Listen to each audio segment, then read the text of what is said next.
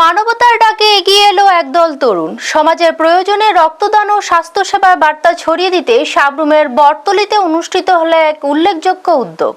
সাবরুমের বটতলী এলাকার নবীন সংঘ সামাজিক সংস্থার উদ্যোগে পিএমসি ছোটখিল এসবি স্কুলে একটি চক্ষু শিবিরের আয়োজন করা হয়। এই কর্মসূচিতে সহযোগিতা করে আগরতলা বেসরকারি চক্ষু হাসপাতাল অশ্বিনী নেত্রালয়। অনুষ্ঠানের সূচনা হয় প্রদীপ প্রজ্বলনের মাধ্যমে। উদ্বোধন করেন সাতচার পঞ্চায়েত সমিতির প্রাক্তন চেয়ারম্যান অনিল মজুমদার।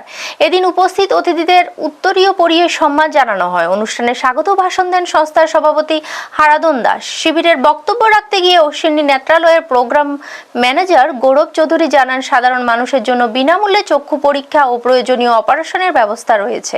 পাশাপাশি প্রধানমন্ত্রী আরোগ্য যোজনার আওতায় এই পরিষেবা প্রদান করা হচ্ছে।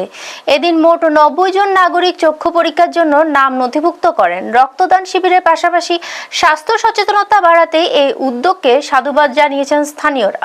ব্যুরো রিপোর্ট, নিউজ তৎকাল 24।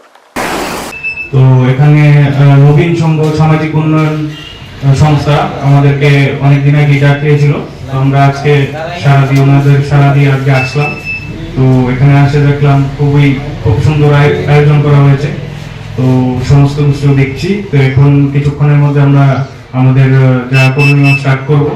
তো এখানে যাদের আজকে ছানি ধরা পড়বে তাদেরকে আমরা নিয়ে যাব বিনামূল্যে। এখান থেকে আমাদের নিজস্ব গাড়ি আছে, গাড়ি দিয়ে নিয়ে যাব, প্লাস অপারেশন করিয়ে দেব, থাকা খাওয়া আবার এখানে পৌঁছে দেওয়ার দায়িত্ব আমাদেরই।